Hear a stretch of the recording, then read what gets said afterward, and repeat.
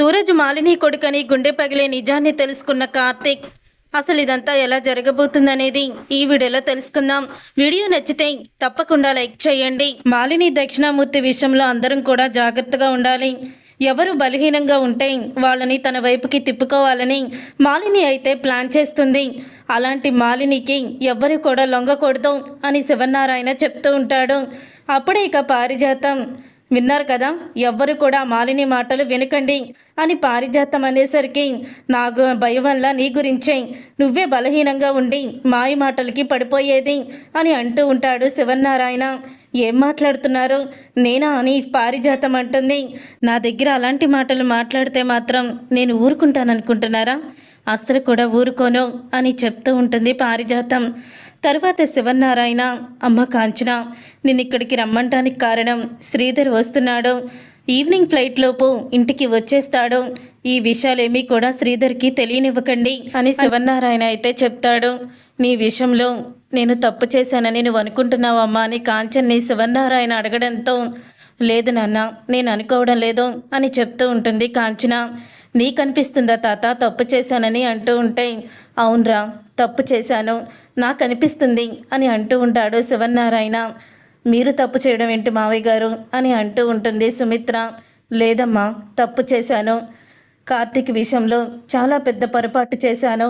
ఆ రోజు కార్తీక్ దీపమెడలో తాళి కట్టాడని నేను కూడా వాణ్ణి అపార్థం చేసుకొని వాణ్ణి అర్థం చేసుకోకుండా వాణ్ణి దూరం పెట్టాను.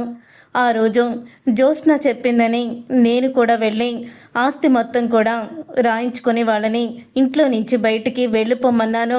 ఆ తర్వాత ఎన్నో సమస్యల నుంచి దీప వీడే మమ్మల్ని బయటపడేశారు. నేను కూడా అప్పుడు అర్థం చేసుకోలేదు. తర్వాత శ్రీధర్ విషయంలో కూడా చాలా పెద్ద తప్పు చేశాను. శ్రీధర్ తప్పు చేస్తే నా కూతుర్ని వెలివేసి అంతకన్నా ఎక్కువగా తప్పు చేశాను.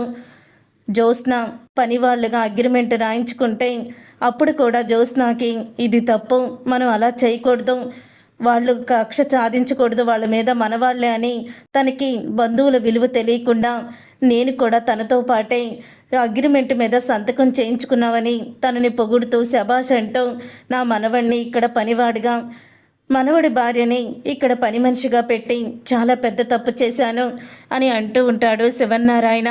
అప్పుడే ఇక జ్యోత్స్న పారిజాతం ఇద్దరు మాట్లాడుకుంటూ ఉంటారు. ఇదేంటే జరిగిపోయినాయి అన్నీ మోసుకొస్తున్నాడేంటి మీ తాత అని పారిజాతం అంటూ ఉంటుంది. అదిగో ఆ మాలిని కదిలించింది కదా, అందుకని కొంపదీసి ఇప్పుడు కానీ ఆస్తిలో సగం రాసేస్తాడంటావా ఏంటి అని అంటూ ఉంటుంది పారిజాతం. అలా రాస్తే నేను ఊరుకుంటానా అని చెప్తూ ఉంటుంది జ్యోత్స్న. నువ్వేం చేస్తావు అని అంటూ ఉంటుంది పారిజాతం. ఇంతలో ఇక సూరజ్ అయితే, సార్ నేను ఒక విషయం చెప్పమంటారా? ఆడపిల్ల కూడా మన కొడుకులతో సమానమే సార్, ఆడపిల్ల అయినా మగపిల్లాడైనా ఇద్దరు సమానమే. ఇప్పుడు వాళ్ళ దగ్గర నుంచి తీసుకున్న ఆస్తిని వాళ్ళకి ఇచ్చేసి, అలాగే మీరు మీ కొడుక్కి ఏవి ఇవ్వాలనుకుంటున్నారో దాంట్లో సగం మీ కూతురికి ఇవ్వండి, అప్పుడు మీకు ఇద్దరికి కూడా సమానమే అని అర్థమైపోతుంది. ఎందుకంటే ఇంటి ఆడపిల్లని ఎప్పుడు అవమానించకూడదు సార్, అలా అవమానిస్తే చాలా పెద్ద సమస్యలు ఎదుర్కోవాల్సి వస్తుంది. ఆడబొడుచు ఎప్పుడు కూడా నవ్వుతూ ఉండాలి అని సూరజ్ అయితే అంటాడు. అప్పుడే చిన్నవాడివైనా పెద్ద మాట చెప్పావయ్యా అని అంటూ ఉంటాడు శివనారాయణ. అప్పుడే ఇక సుమిత్ర కూడా, నిజంగా నువ్వు చెప్పింది చాలా కరెక్టు, ఎంత కోటీశ్వరాలైనా సరే పుట్టింటి నుంచి ఒక జాకెట్ ముక్కైనా కోరుకుంటుందట, పుట్టింటి నుంచి పసుపు కుంకుమ కోరుకుంటుందంట. అలాంటి అదృష్టం ఎందరికో కానీ ఉండదు, ఎవరికో కానీ ఉండదు అంటూ సుమిత్ర కూడా చెప్తూ ఉంటుంది. అప్పుడు ఇక కాంచనతో అంటూ ఉంటాడు శివనారాయణ. సూరజ్ చిన్నవాడైనా మంచి సలహా ఇచ్చాడమ్మా, మీ దగ్గర లాక్కున్న ఆస్తులన్నీ మీకు ఇచ్చేస్తాను అని అంటూ ఉంటే, ఏంటి తాత నువ్వు అని అంటూ ఉంటాడు కార్తీక్. రే, నా కూతురికి నేను కానుకగా ఇస్తున్నాను, కాదన్నావంటే నా మాట మీద నీకు గౌరవం లేనట్టే అని శివనారాయణ చెప్తాడు.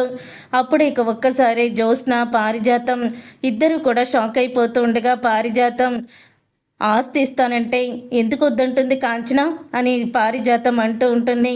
నువ్వు ఇప్పుడు కాంచనని రెచ్చగొట్టి ఆస్తి వద్దు నాకేం వద్దు అని అనిపించావనుకో, ఆ తర్వాత నీ పరిస్థితి పాత పరిస్థితి అయిపోతుంది అని అంటూ ఉంటాడు శివన్నారాయణ.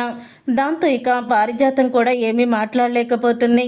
ఇదంతా ఇలా జరుగుతూ ఉండగానే తర్వాత ఇక సూరజ్ అయితే తన గెస్ట్ హౌస్కి వెళ్ళిపోతాడు. అలా వెళ్ళిపోయిన తర్వాత అప్పుడు ఇక కార్తిక్ ఎందుకో సూరజ్తో మాట్లాడాలని ఇక వెళ్ళబోతూ ఉంటాడు దగ్గరికి. అప్పుడే సూరజ్ ఫోన్లో అవునా నేను వెంటనే హాస్పిటల్కి వస్తున్నాను అని సూరజ్ అయితే కంగారుగా ఫోన్లో మాట్లాడతాడు. అప్పుడు ఇక కార్తిక్ సూరజ్ ఏంటి కంగారుగా ఫోన్లో హాస్పిటల్కి వస్తున్నానని మాట్లాడుతున్నాడు అని అనుకుంటూ కార్తిక్ అయితే ఉంటాడు. తర్వాత ఇక కార్తిక్ అయితే ఎవరున్నారు తనకి ఎవరూ లేరని చెప్పారు కదా, మరి హాస్పిటల్లో ఎవరో తనకి అయిన వాళ్ళు ఉన్నట్టు కంగారు పడుతున్నాడేంటి అని అనుకుంటూ సూరజ్ బయటికి వచ్చేటప్పుడు పక్కకి వెళ్ళి నిలబెడతాడు కార్తిక్. అప్పుడే సూరజ్ బైక్ వేసుకొని ఇక బయలుదేరుతుండగా సూరజ్ వెనకాలే కార్తిక్ కూడా ఫాలో అవుతూ వెళ్తాడు. తర్వాత సూరజ్ ఒక హాస్పిటల్కి అయితే వెళ్తాడు. వెళ్ళిన తర్వాత అప్పుడే ఇక హాస్పిటల్లో ఒక పేషెంట్ అయితే మంచం మీద పడుకొని ఉంటారు. సూరజ్ని వెతుక్కుంటూ వచ్చిన కార్తిక్ ఇక రూమ్లోకి తొంగి చూడంగానే సూరజ్ ఒక అతని దగ్గర కూర్చొని తన చెయ్యి పట్టుకొని ఆలోచిస్తూ ఇక బాధపడుతూ ఉంటాడు. ఇంతలో నర్స్ వస్తుంది. ఏం కావాలి సార్, అలా రూమ్లోకి తొంగి చూస్తున్నారేంటి అని అడుగుతూ ఉంటే ఆ పేషెంట్ ఎవరు, ఆయన పక్కన కూర్చున్న అతను ఎవరు అని అడుగుతూ ఉంటే అప్పుడే అతనికి ఆ కోమాలో ఉన్న అతను, బెడ్ మీద ఉన్న అతను తండ్రి సార్, వాళ్ళ నాన్న చాలా రోజుల నుంచి ఆయన కోమాలో ఉన్నారు అని చెప్పడంతో ఒకేసారి షాక్ అయిపోతూ ఉంటాడు కార్తిక్. ఇదేంటి సూరజ్ ఎప్పుడూ కూడా వాళ్ళ నాన్న గురించి చెప్పలేదు, తనకి ఎవరూ లేరని చెప్పారు తప్ప తండ్రి ఉన్నాడని ఇలా కోమాలో ఉన్నాడని ఎందుకు చెప్పలేదు అని అనుకుంటూ ఉండగా అప్పుడే సూరజ్ బయటకు వస్తాడు. కార్తిక్ని చూసి షాక్ అవుతాడు. కార్తిక్ గారు ఏంటి మీరు ఇక్కడున్నారు అని అడుగుతూ ఉంటే ఏంటి సూరజ్ నాకు ఎవ్వరూ లేరని చెప్పావు, మరి నీ కన్న తండ్రి కోమాలో ఉన్న విషయాన్ని ఎందుకు దాచిపెట్టావు అని కార్తిక్ అడగడంతో అప్పుడే ఇక అంటూ ఉంటాడు సూరజ్ నా కష్టం గురించి మీకు చెప్పుకొని మిమ్మల్ని బాధ పెట్టడం కన్నా నాకు అది కరెక్ట్ అని పెంచలేదు, అందుకని చెప్పలేదు అని అంటూ ఉంటాడు.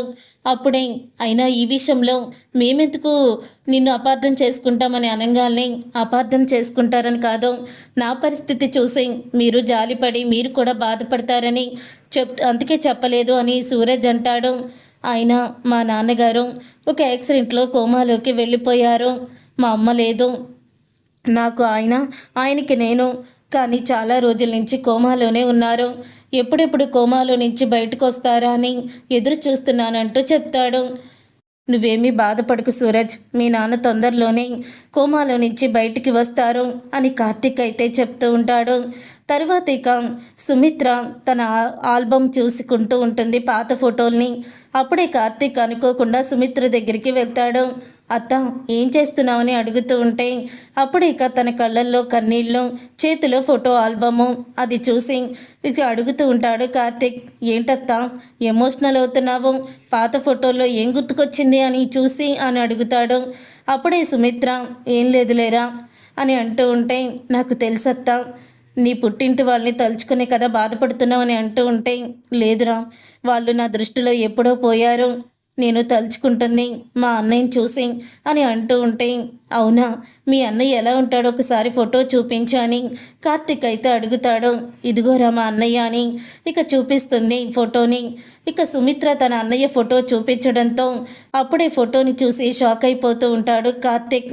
ఆ ఫోటో ఎవరిది కాదో, హాస్పిటల్లో కోమాలో ఉన్న సూరజ్ తండ్రి ఆ ఫోటోలో ఉన్న వ్యక్తి, సుమిత్ర తన అన్నయ్య అని చూపించిన వ్యక్తి. అది చూసి ఒక్కసారే షాక్ అయిపోతాం. అంటే సూరజ్ ఇక్కడ నాటకం ఆడుతున్నాడు అండ్ దక్షిణామూర్తి మనవడు మాలిని కొడుకు అన్నమాట. ఈ విషయాన్ని దాచిపెట్టి ఇక్కడికి ఎందుకు తను వచ్చాడో తెలుసుకోవాలి, ఇంత మోసం చేస్తాడా అని కోపంతో రగిలిపోతూ ఉంటాడు కార్తిక్. చూసారుగా ఫ్రెండ్స్, రాబోయే కథలో ఖచ్చితంగా ఇలాగే జరగబోతుంది. మరి ఇలాగే జరగాలని మీరైతే కోరుకుంటున్నారా? అయితే వీడియోని తప్పకుండా లైక్ చేసి ఛానల్ని సబ్స్క్రైబ్ చేసుకొని పక్కనే ఉన్న గంట సింబల్పై ఆలని క్లిక్ చేయండి.